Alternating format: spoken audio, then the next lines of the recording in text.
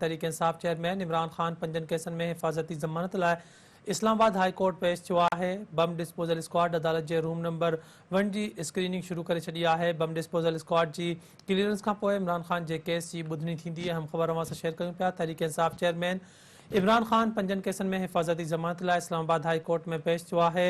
Bomb disposal squad अदालत जे room number 1 जी screening शुरू करे छॾी आहे। बम डिस्पोजल स्क्वाड जी क्लीयरेंस खां पोइ इमरान खान जे केस जी ॿुधणी थींदी। ये हम ख़बर अवां सां शेयर कयूं पिया। तहरीक इंसाफ चेयरमैन इमरान खान पंजन केसनि में हिफ़ाज़ती ज़मानत लाइ इस्लामाबाद हाई कोर्ट में पेश थियो आहे। बम डिस्पोजल स्क्वाड अदालत जे रूम नंबर 1 जी स्क्रीनिंग शुरू करे छॾी आहे। बम डिस्पोजल स्क्वाड जी क्लीयरेंस खां पोइ इमरान खान जे केस जी ॿुधणी थींदी। तहरीक इंसाफ चेयरमैन इमरान खान पंजन केसनि में हिफ़ाज़ती ज़मानत लाइ इस्लामाबाद हाई कोर्ट में पेश थियो आहे। बम डिस्पोजल स्क्वाड अदालत जे रूम नंबर 1 जी स्क्रीनिंग शुरू करे छॾी आहे। बम डिस्पोजल स्क्वाड जे क्लीयरेंस खां पोइ इमरान खान जे केस जी ॿुधणी थींदी। ही अहम ख़बर अवां सां शेयर कयूं पिया। तहरीक इंसाफ चेयरमैन इमरान खान पंजन केसनि में हिफ़ाज़ती ज़मानत लाइ इस्लामाबाद हाई कोर्ट में पेश थियो आहे।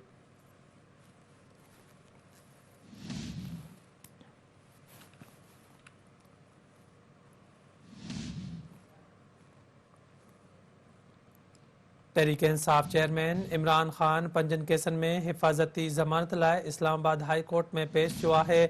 बम डिस्पोजल स्क्वाड अदालत जे रूम नंबर 1 जी स्क्रीनिंग शुरू करे छॾी आहे। बम डिस्पोजल स्क्वाड जी क्लीयरेंस खां पोइ इमरान खान जे केस जी ॿुधणी थींदी।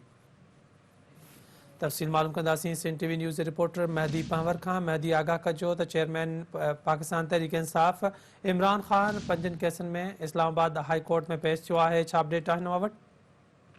Chairman Imran Khan Islamabad high court में पहुची वियो आहे। उन मौक़े बम डिस्पोजल स्क्वाड जेको आहे क्लीयरेंस कराइण जे लाइ पूरी जेको अदालती अहातो आहे उनखे ख़ाली करायो वियो आहे। इमरान खान जे हवाले सां जेको आहे ॿ रुकनी बेंच जेको आहे केस जी ॿुधणी कंदो। इमरान खान जी जेको आहे 7 दरख़्वास्तुनि ते ॿ जेके रजिस्ट्रार ऑफिस जे तरफ़ां एतिराज़ दाख़िल कया विया, जंहिंमें बायोमेट्रिक वारो एतिराज़ जेको आहे उहो ख़तमु कयो वियो आहे। जॾहिं त ट्रायल कोर्ट खां पहिरीं हाई कोर्ट में कीअं दरख़्वास्त दाख़िल करे सघिजे थी, रजिस्ट्रार जो इहो एतिराज़ जेको आहे हिन वक़्त ताईं बरक़रार आहे। ॿिए तरफ़ जेको आहे PTI चेयरमैन इमरान खान जे तरफ़ां घरू वज़ीर राणा सनाउल्ला जे बयान जे ख़िलाफ़ जेको आहे उहा इस्लामाबाद हाई कोर्ट में दरख़्वास्त दाख़िल कराए छॾी आहे, जंहिंमें PTI चेयरमैन इमरान खान मौक़िफ़ इख़्तियार कयो आहे त जेको आहे राणा सनाउल्ला सोशल मीडिया ऐं मुख़्तलिफ़ चैनल ज़रिए जेको आहे उहो मुतमार धमकी ॾेई रहियो आहे।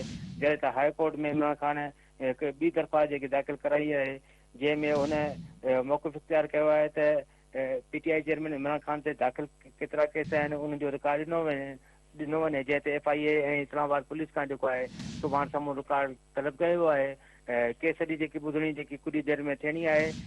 PTI चेयरमैन इमरान खान हिन वक़्तु जेको आहे इस्लामाबाद हाई कोर्ट में जेको मौजूदु आहे ऐं संदसि जेके वकील आहिनि जो जेको फोरम आहे उहो पिणु जेको आहे अदालत में मौजूदु आहे। होॾां ॿिए तरफ़ जेके ॿाहिरि सिक्योरिटी जेकी सूरत आहे उहा जेकी बरक़रार आहे। सिक्योरिटी जे हवाले सां हिफ़ाज़ती इंतज़ाम सख़्तु कया विया आहिनि। दाख़िली ऐं ख़ारिजी जेके रस्ता आहिनि उहे बंदि कया विया आहिनि। जॾहिं त माण्हुनि जी दाख़िला जे लाइ जेको आहे इंतिहाई जेको आहे सख़्तु चकास आहे जेको आहे माण्हुनि खे अंदरि दाख़िल थियण पियो ॾिनो वञे। जॾहिं त इंतिज़ामिया जे तरफ़ां जेको आहे उहे 144 कलम लागू कयो वियो आहे। हुजूम ते जेको पाबंदी पिणु लॻाई वई आहे। ॿिए तरफ़ जेको आहे कैमरा जे तरफ़ां इमरान खान जी जेके कैमरा जे तरफ़ां हुजूम ऐं जेके रैलियूं आहिनि इन्हनि ते पिणु पाबंदी लॻाई वई आहे।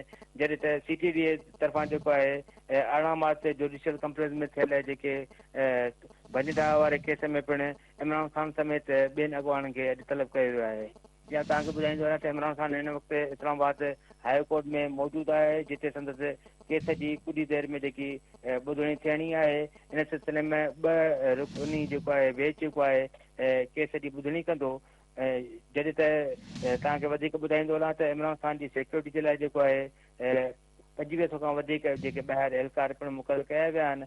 बम डिस्पोजल स्क्वाड समेत जेके कैदियुनि जी गाॾी, आंसू गैस, शेल, वाटर कैन समेत जेको पुलिस एहलकार जेके अलर्ट नज़र अची रहिया आहिनि। जॾहिं त PTI जा जेके कारकुन जेके आहिनि उहे 10 खां वधीक जेके पुलिस जे तरफ़ां जेके गिरफ़्तार कया विया आहिनि, जंहिंमें official photographer Noman PTI chairman Imran Khan जो ऑफिशियल फोटोग्राफर आहे उन समेत जेके 10 ॼणा जेके गिरफ़्तार हिन वक़्त ताईं कया विया आहिनि। कारकुन जो वॾो अंग जेको आहे हिन वक़्तु जेको आहे अदालत जे ॿाहिरि मौजूदु आहे, जॾहिं त पुलिस जे तरफ़ां सिक्योरिटी इंतज़ाम पिणु सख़्तु कई वई आहे। जी महदी अपडेट ॾियण लाइ वॾी महिरबानी अवां जी।